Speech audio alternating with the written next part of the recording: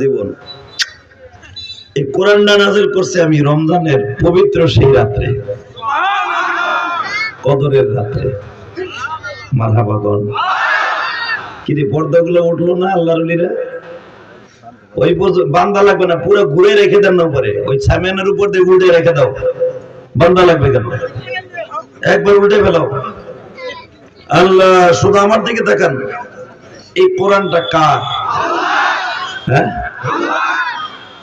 এই কোরআন এমন একটা শব্দ যে কোরআনের বিরুদ্ধে যদি কেউ কথা কয়, এখনো পর্যন্ত অনেক মুসলমান আছে জীবন দিতে প্রস্তুত। ঠিক না ঠিক? এই কোরআনটা আল্লাহ যখন প্রেরণ করেন, কোরআন যার পরে নাযিল করছে সেও পবিত্র, কোরআনটা সেও পবিত্র। যেই রাত্রে নাযিল করছে সে পবিত্র রাত। ঠিক না ঠিক? আরো সুন্দর করবে দেখ, কোরআনের মালিকও দামি, কোরআনটাও দামি, কোরআন যার পরে নাযিল হয়েছে সেও দামি, যেই রাতটায় নাযিল হয়েছে ওই রাতটাও দামি। আল্লাহ সেই কথা বলেন, শাহরু রমাদান আল্লাযী উনজিলা ফীহিল কুরআন হুদাল লিন-নাস, আমি মানুষের হেদায়েতের জন্য বাইয়িনাতিন মিনাল হুদা ওয়াল ফুরকান, ইহুদি নাসারাদের মাঝখানে পার্থক্য বুঝাবার জন্য, দ্বীন ইলাহি কাকে বলে এটা বুঝাবার জন্য আমি কোরআন নাযিল করেছি। মারহাবা কোন টন বেজ বাড়ায়, টন বেজ বাড়া, টন বাড়া, মাস্টার বাড়া, হালকা একসাথে ইকো অফ থাকবে, ইকো টোটাল অফ। একসাথে বলবেন, যেই কোরআনের মালিক পবিত্র, যেই কোরআন পবিত্র, যার পরে নাযিল হয়েছে সেও পবিত্র, নাযিল হয়েছে পবিত্র রাত্রে। আবার এই কোরআনের পাতাগুলা যে দেখতেছেন, অক্ষরে অক্ষরগুলি পাতার উপরে লিপিবদ্ধ, এই অক্ষরগুলো পবিত্র। ঠিক না ঠিক? যেই পাতার উপরে লেখা হয়েছে জানি না এই পাতাগুলা কোন বাঁশের কোন গাছের দিয়ে তৈরি করছে আমি জানি না। ঠিক না? হয়তো কারণ নিউজ প্রিন্ট যে পেপারটা, এই যে সাদা পাতাটা, এই সাদা পাতাটা বাবা বাঁশ দিয়া, গাছ দিয়া, যে কোনো জিনিস দিয়ে তৈরি হয়, তাই না? কিন্তু বাবা জানি না এটা কোন জায়গা থেকে তৈরি হয়েছে, কিন্তু কোরআন যেখান থেকে আসছে এটা আমরা জানি। জানি না? সাজা ঘুম ধরে বাগন বেশি লস খাইছে পুরা বেলা, কিছুই বুঝতেছে না বেলা। এই কোরআনে যে কথাগুলি এগুলা কই থেকে এসে জানি না? যদি না জানেন আমি আপনাকে জানাই দেই, শোনেন। بل هو قرآن مجيد في لوح محفوظ। কোরআনকে জিজ্ঞেস করবেন তুই কই থেকে আইছো, এই কালো কালো অক্ষরগুলা কোন জায়গা থেকে আইছো, তোর বাড়ি কই? কোরআন উত্তর দেবে আমার বাড়ি লাউহে মাহফুজে। আল্লাহু আকবার। এজন্য আল্লাহ পাক তার কথাগুলো কবিতার ভাষা এইভাবে বর্ণনা করছে, যত্ন করে দিলাম কোরআন রত্ন করে রাখিও, বলেন না, যত্ন করে দিলাম কোরআন রত্ন করে রাখিও, আমার কথা মনে হলে কোরআন খুলে পড়িও, আমার কথা মনে হলে। সবাই যে বলেন না কেন বাবা, একটু মহব্বতে পড়েন না। যত্ন করে দিলাম কোরআন রত্ন করে রাখিও, আমার কথা মনে হলে কোরআন খুলে পড়িও। আমার কথা মানে কার কথা? সবাই যেদিন ভুলে যাবে কোরআন তোমায় ভুলবে না, সবাই যেদিন ভুলে যাবে কোরআন তোমায় ভুলবে না, ঠিক মতো পড়িলে কোরআন বেহেশতে তোমার ঠিকানা।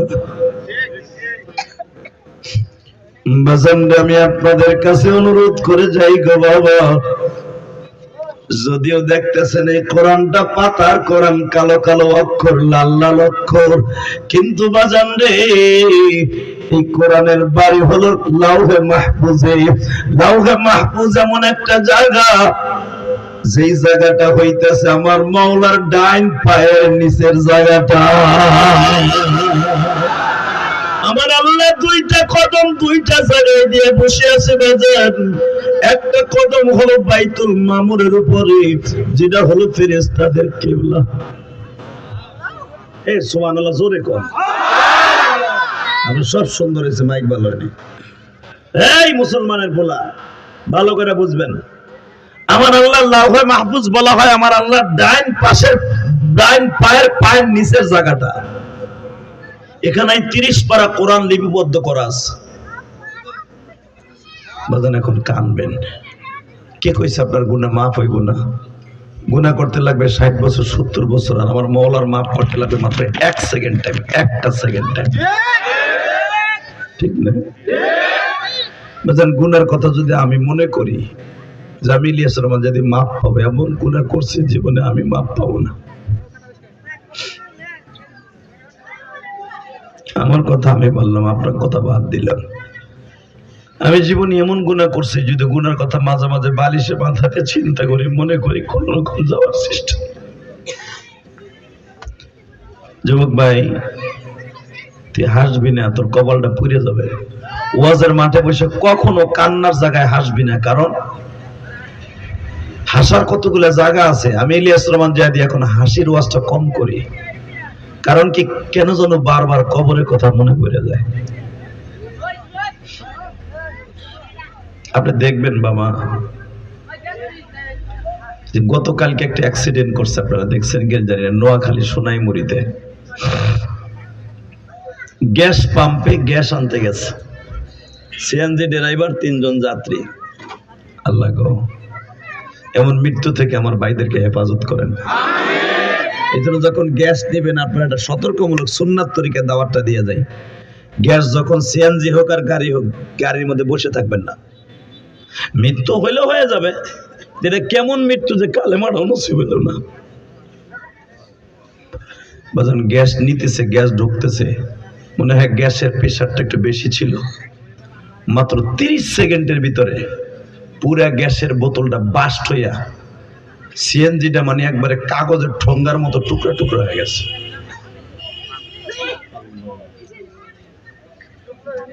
এখানে এই কোন কথা বলে একটা যুবক ভাই, যাতো এগুলো মাহফিল নষ্ট করার জন্য আসছে।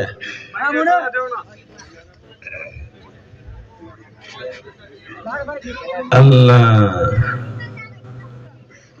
আমাদেরকে হেফাজত করেন, যখন আমিন। একবারে দূরে দিয়ে আসো, একবার অনেক দূরে দিয়ে আসবে, পিটাই একবার অনেক দূরে। এগুলো আর শুনতে হয় না, এগুলো মোবাইল চালাইতেছে।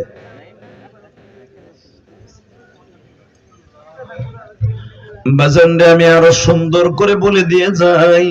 মাঝে মাঝে আমি বলি, আমি আমার ওয়াজের মধ্যে মাঝে মাঝে এই কথাটা আমার মনে পড়ে যায়। 7 বছরের মেয়ে তার বাবারে বলছে, বাবা গো আমার জন্য তুমি খিচুড়ি নিয়ে আইসো। লিটন ভাইয়ের কলিজার টুকরা একমাত্র সন্তান মাদ্রাসায় পড়ে, যদি টেলিফোন করে বলে আব্বু দোকান থেকে তুমি আমার জন্য খিচুড়ি পাঠাও, হয় না এরকম? বাবাই যাত্রা বাড়িতে ব্যবসা করত, দোকানের কর্মচারীটা নাই দোকানে। মেয়ে বলছে আর দেরি করে নাই, মোটর সাইকেলটা হাঁকাইয়া খিচুড়ি নিজে কিনছে।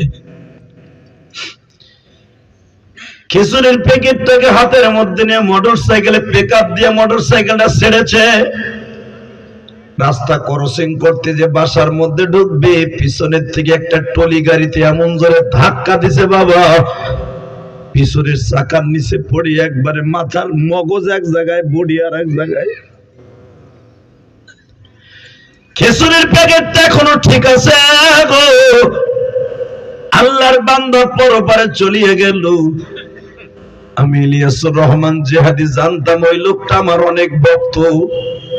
জানাজায় গেলাম বাবা, যায় দেখি কাফনের কাপড়টা যখন পরিধান করে বাড়ির সামনে ফেলায় রাখছে। লক্ষ লক্ষ টাকার মালিক এই ছেলেটা, মাত্র 7 বছরের মেয়েটা যখনই কাফনের কাপড়টা এইভাবে পরিধান করাইয়া বাড়ির সামনে রেখে দিছে মসজিদের খাট বসে পালকিতে, ছোট্ট 7 বছরের মেয়েটা বাবার এই লাশের কাপড়ের কাছে যাইয়া ডাকে আর বলে, আব্বু তুমি আমার জন্য খিচুড়ি আনবা না?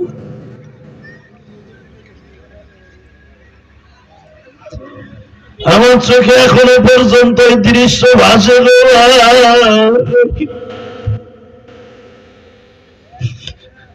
7 বছরের মেয়েটা বাবার লাশের পাশে যাইয়া বারবার বলে, আব্বু তুমি আমার জন্য খিচুড়ি আনবে না? এবার কলিজার টুকরা বাইরে রে, ওই মেয়েটারে তুমি কি দিয়ে বুঝ দিবা যাদের বাল্যকালে বাবা মা মারা যায়, ওর মতো দুঃখিনী আর দুঃখময় কেউ নাই।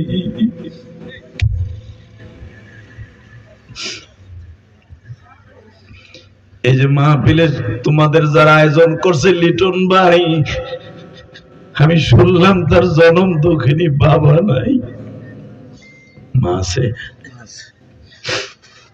আজকে তার বাবার রুহের মাগফিরাতের জন্য ওয়াজের আয়োজন। আজকে টাকা পয়সার অভাব নাই, বাড়িটা কত সুন্দর করছে বাবা গো। আজকে লিটনের সবই আছে, বাবা দুঃখ মেয়ে পাইছে নাই। মন্দ হোক ভালো হোক বাবা আমার বাবা, পৃথিবীতে বাবার মতো আর আছে কে?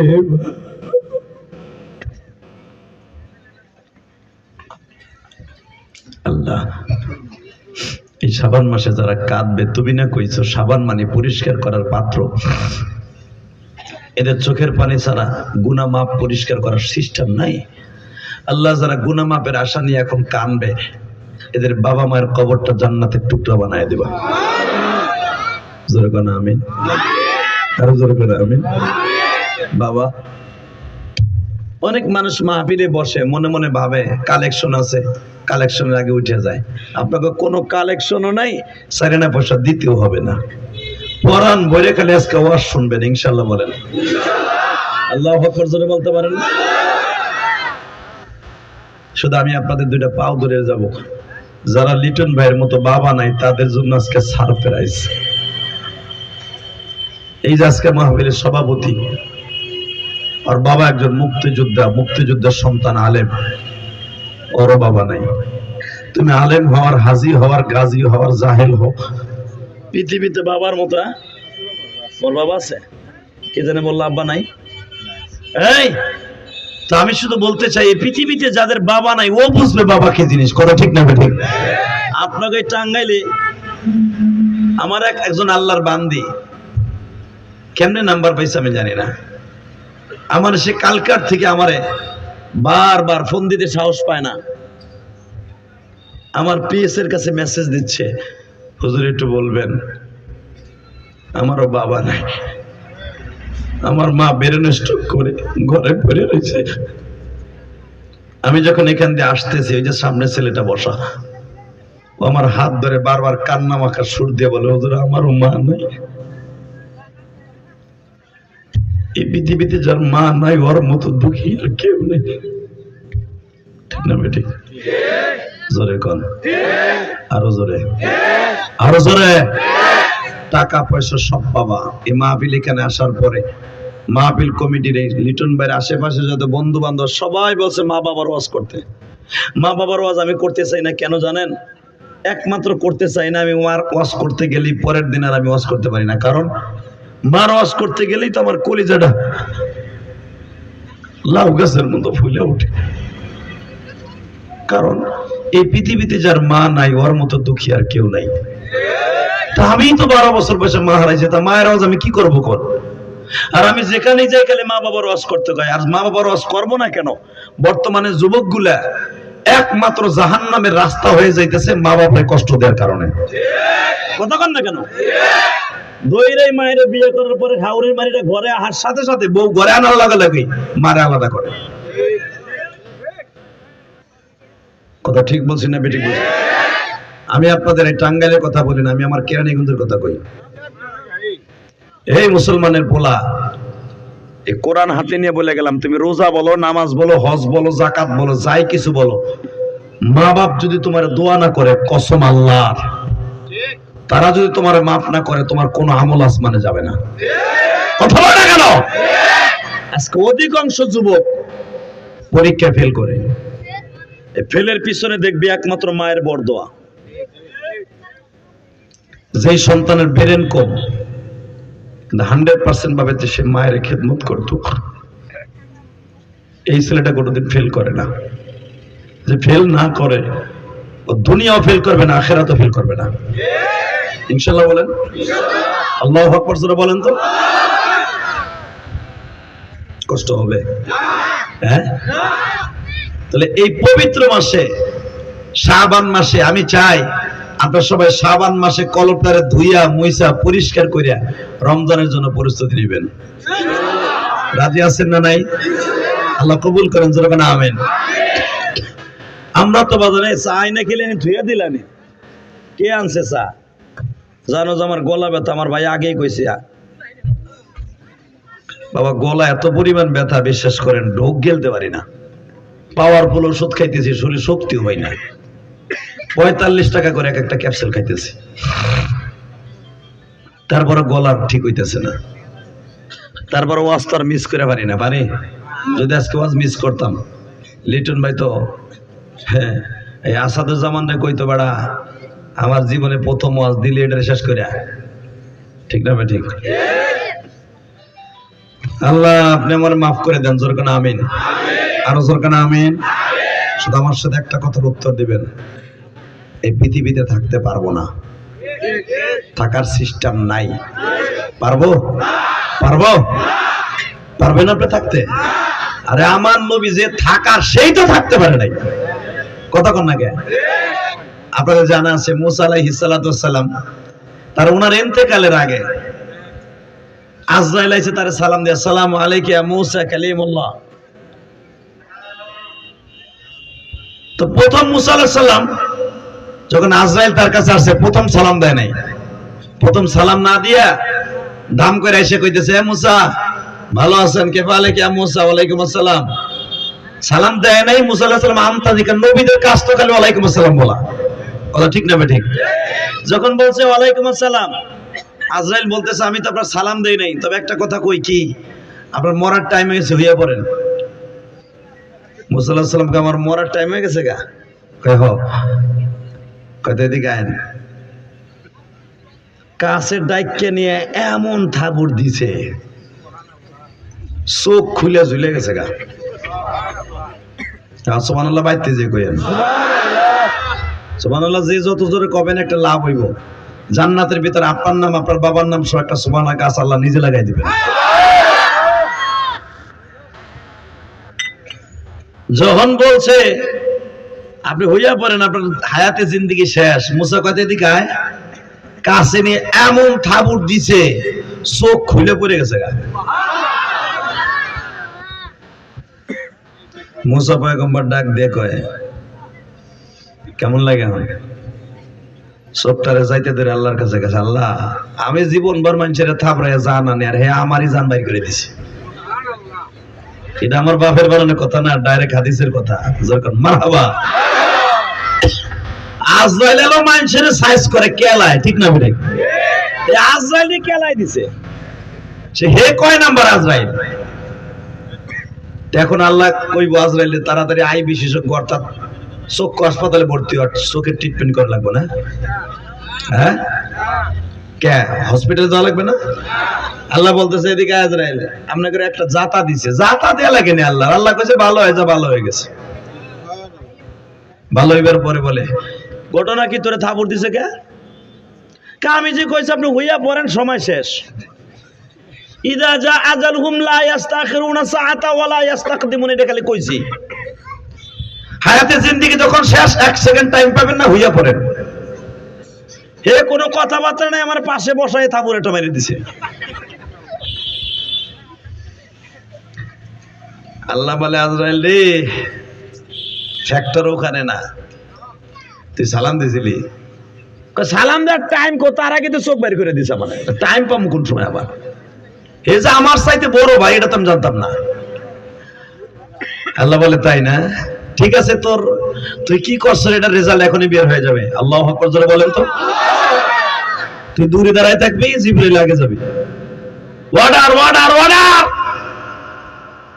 আনা জিবরাইল, আসসালামু আলাইকা ইয়া মূসা কালিমুল্লাহ। ওয়ালাইকুম আসসালাম।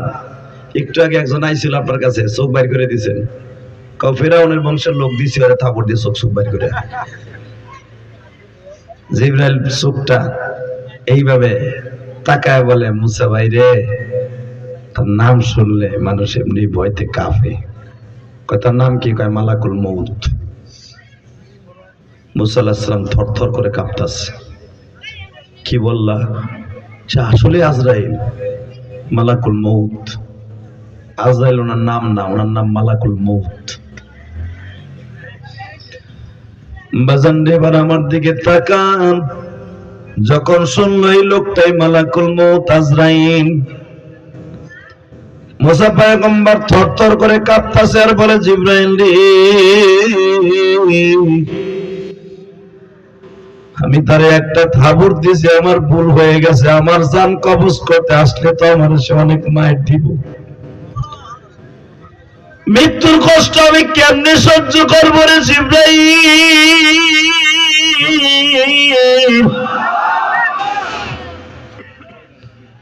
তুমি একটু আজরাইল রে বুঝাইয়া কইও, সে যেন আমার প্রতিশোধ না নেয়। জিবরাইল বলে, যা হবার হয়ে গেছে, কিন্তু শর্ত একটা, একটা কথা সত্য কথা বলেন, আপনি কত হাজার বছর বাইচা থাকতে চান? সঙ্গে সঙ্গে বলতেছে, আমি কত হাজার বছর বাইচা থাকবো, আমি বাঁচলে কতদিন বাঁচতে পারবো? বলে, আপনার মাথার উপরে যতগুলা পশম আছে, এই পশম পরিমাণ আমি হাত দিব, যতগুলা পশম আপনার মাথার মধ্যে পড়বে তত বছর আপনি বেঁচে থাকবেন। জিবরাইলের কথা শুনে মুসা পয়গম্বর বলে, এরপরে কি আমার মৃত্যু হবে না? কয় হ্যাঁ, যদি মৃত্যু হয় গো, আমি একটা সেকেন্ড আর বাঁচতে চাই না, আল্লাহর ডাকে চলে যাইতে চাই। যখন বলছে আমার চলে যাইতে চাই, আল্লাহু আকবার বলো। দাঁড় দাঁড় করে মুসা পয়গম্বর কাঁদে আর বলে, আজরাইল রে, আমি তোমারে চিনতে পারি নাই, তুমি আমারে মাফ করে দিও। আজরাইল প্রতি উত্তরে বলতেছে, মুসা নবী, দুনিয়ায় যদিও দেখতেছেন আমার নাম আজরাইল মালাকুল মউত, আমি বেঈমানের সামনে যখন জানটা কবজ করতে যাই, আমার মাথা থাকে আসমানে, জমিনে থাকে পা, আমার এক একটা দাঁত থাকে উহুদ পাহাড়ের মতো। কিন্তু নেককারের কাছে যখন আমি জান কবজ করতে যাই, ছোট বাচ্চার মতো, সাধারণ মানুষের মতো হয়ে যায়। এবার কাঁদবেন। আজরাইল তার জীবনের সবচাইতে বড় ভয়ঙ্কর চেহারাটা আমার নবীরে দেখাইছিলেন মেরাজের রাত্রে। আপনার মন খারাপ? আজরাইলের আসল চেহারা দেখবেন না নকলটা দেখবেন? আসলটা দেখবেন, তাহলে তো কেলানি খাবেন।